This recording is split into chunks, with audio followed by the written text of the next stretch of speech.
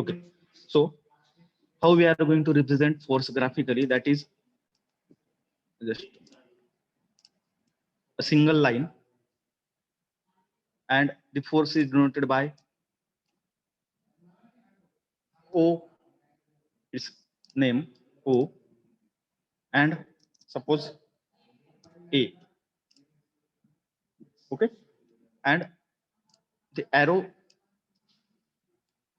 represent the direction.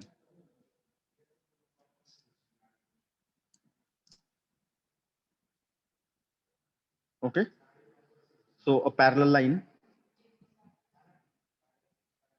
which represent the direction of force.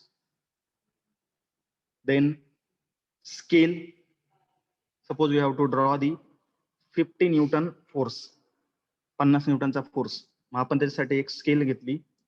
काय असेल ती स्केल?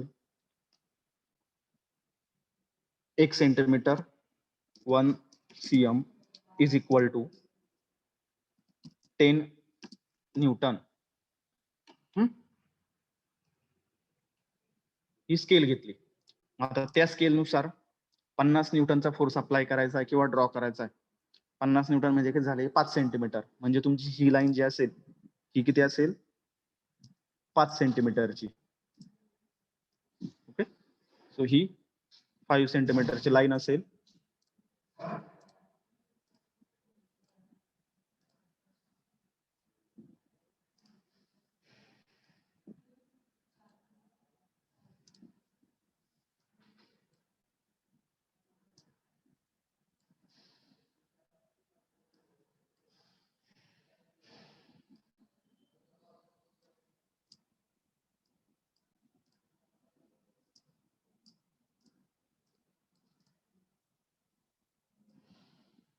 ही किती असेल तुमची?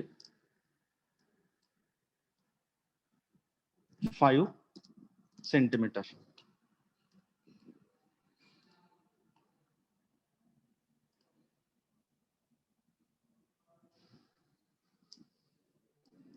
ओके, म्हणजेच आपण काय केलं? एक 50 न्यूटनचा फोर्स होता, तो 5 सेंटीमीटर मध्ये ग्राफिकली डिनोट केला.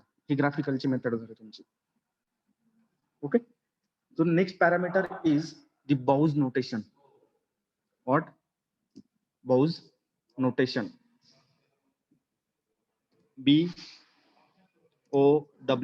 apostrophe yes, Bowes notation. So what is Bowes notation? Bowes notation काय असतं? Bowes notation is the method of, or it is the method used for naming the force. आपण जसे फोर्सला नाव दिले ते A, B. मग फोर्सला नाव देण्याची पद्धत जी असते ती झाली तुमची boughs notation. Okay, the boughs notation कसं देतो आपण? तुमचा झाला फोर्स OA, हा तुम्ही डिनोट केला. आता आपण ज्यावेळेस बाउज नोटेशन म्हणजे ज्यावेळेस आपण ग्राफिकली प्रॉब्लेम सॉल्व्ह करणार आहे त्यावेळेस बाउज नोटेशन देत असतो. बाउज नोटेशन मीन्स प्रत्येक फोर्सच्या अराउंड 2 नोटेशन देतो. ABCD आणि कॅपिटल मध्ये A to Z पर्यंत आपण कुठलं नोटेशन देऊ शकतो. बट क्रायटेरिया काय? It must be in capital letters and in circle. Okay, म्हणजे जर आपल्याला हा एक फोर्स डिनोट करायचा आहे कुठला? OA, तो बाउज नोटेशन नाही. मग आपण कसा करणार? बाउज नोटेशन काय करतो? एक सर्कल मध्ये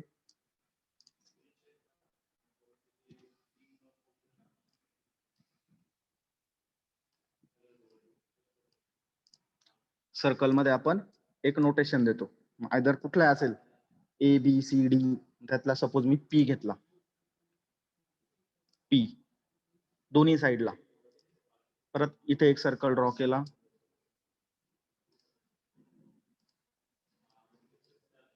P नंतर Q.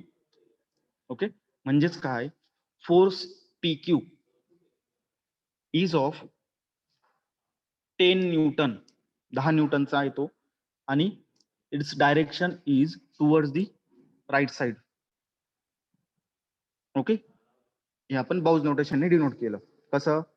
फोर्सच्या वरती एक खाली एक कॅपिटल लेटर मध्ये इन सर्कल केलेला एक लेटर असेल बाउज नोटेशन. मग फोर्स व्हर्टिकली असेल, असा जर असेल तर इथे एक सर्कल असेल आणि इथे एक सर्कल असेल. तिरपा असेल, जो असेल तो. मी काय सांगितलं तुम्हाला, दोन साइडला नोटेशन झाले बाउज नोटेशन. त्यामध्ये कॅपिटल लेटरिंग करतो आपण ABCD Z पर्यंत. Okay. Then what are the characteristics of forces? Important topic. What is the characteristics of the forces?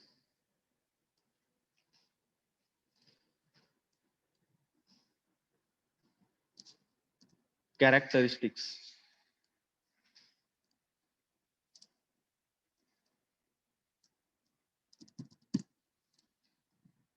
Okay. So first one is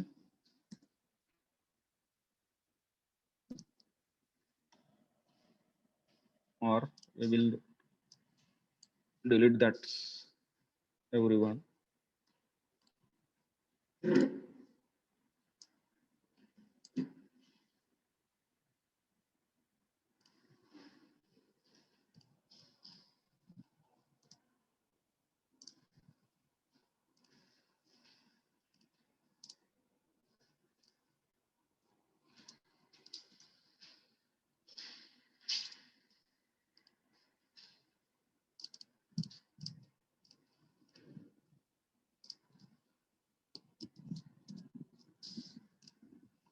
Okay. So characteristics.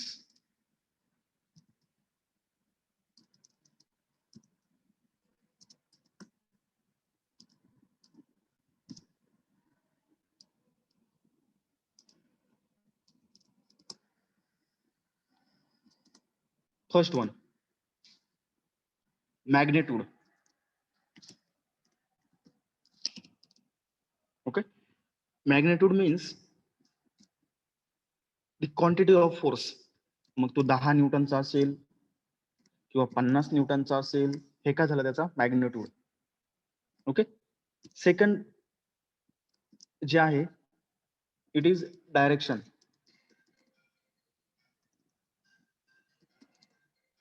Okay. Direction. आता what is direction? It is the line along which the force is act. मग ती लेफ्टला जाते की राईटला जाते की up जाते की down जाते. ओके. ही झाली तुमची direction.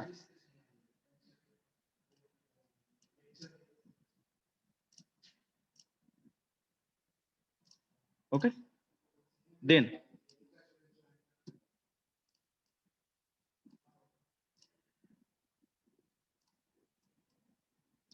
Third number,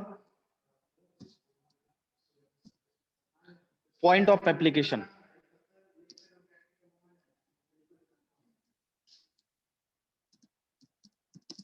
Point of application. What is point of application? The point at which force act on the body.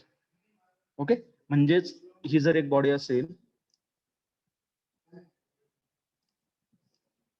ही एक बॉडी जर असेल, ह्या बॉडीवरती जर मी ह्या पोझिशनला फोर्स अप्लाय केला, इथे आता ते ब्लर दिसणार तुम्हाला, जर फोर्स अप्लाय केला, ज्या पॉइंटला फोर्स अप्लाय झाला, it is the point of application. Okay. Next is sense. Sense म्हणजे तो फोर्स हा पुल टाईपचा असेल की पुश टाईपचा असेल. ओके. म्हणजे जर मी कन्सिडर जर केलं तर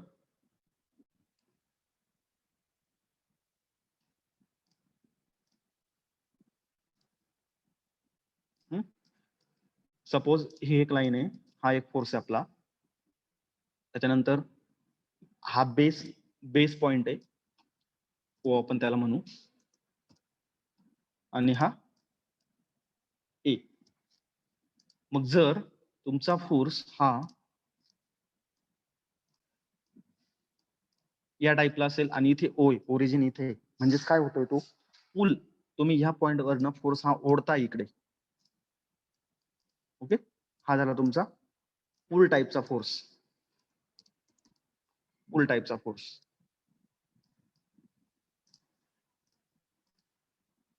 okay. Next is push type of force. Again इथे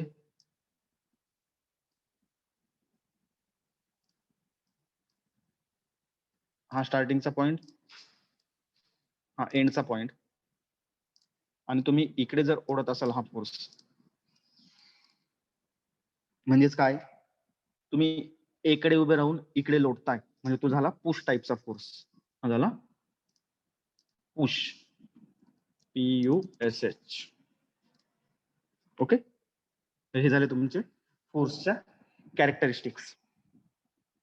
okay, the last topic from this concept is the effect of force on the body. मग बॉडीवरती फोर्स अप्लाय केल्यानंतर इफेक्ट काय होतो? What is the effect of force? So first one, it may change the state of the body. Okay, force काय करतो? It may change the state of the body. म्हणजेच काय? State change करतो. State म्हणजे काय? Either body rest मध्ये असेल किंवा मोशन मध्ये असेल, फोर्स अप्लाय केल्यानंतर त्याच्या अपोजिट होते.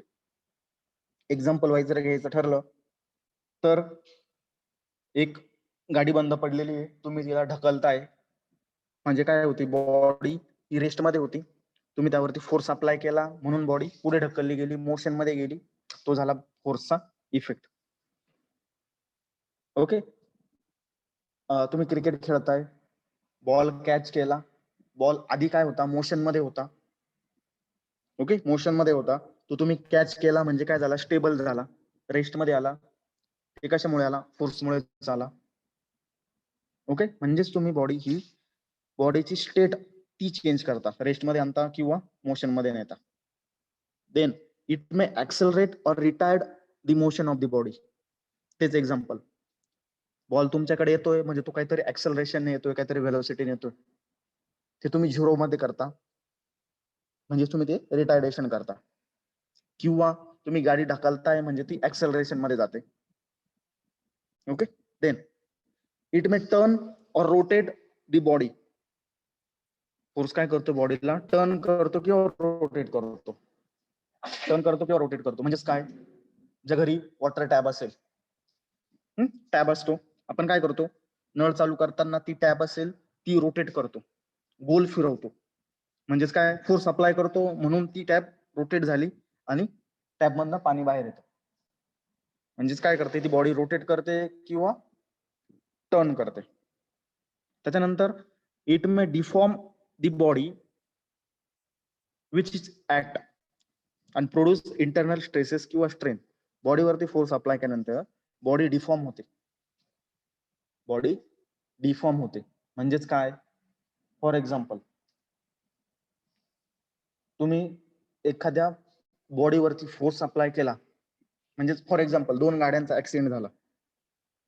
ओके, मग ज्या वेळेस 2 गाड्या एकमेकांवरती कोलाइड होता किंवा कोलॅप्स होता, त्यावेळेस त्या बॉडीमध्ये परमनंट डिफॉर्मेशन होतं. म्हणजेच काय होतं? त्याचं जे शीट मेटल असेल ते ब्रेक होतं किंवा बेंड होतं. हे परमनंट डिफॉर्मेशन झालं. कशामुळे झालं? स्ट्रेसमुळे झालं. जो फोर्स होता तो बॉडीवरती अप्लाय झाला, त्यामध्ये स्ट्रेस डेव्हलप झालं आणि नंतर स्ट्रेन डेव्हलप झालं. स्ट्रेन म्हणजे काय? बॉडीने त्याची शेप चेंज केला. ओके, म्हणजेच काय होतं? बॉडी ही परमनंटली डिफॉर्म होऊ शकते. तर हे झालं तुमचं application of effect of the force.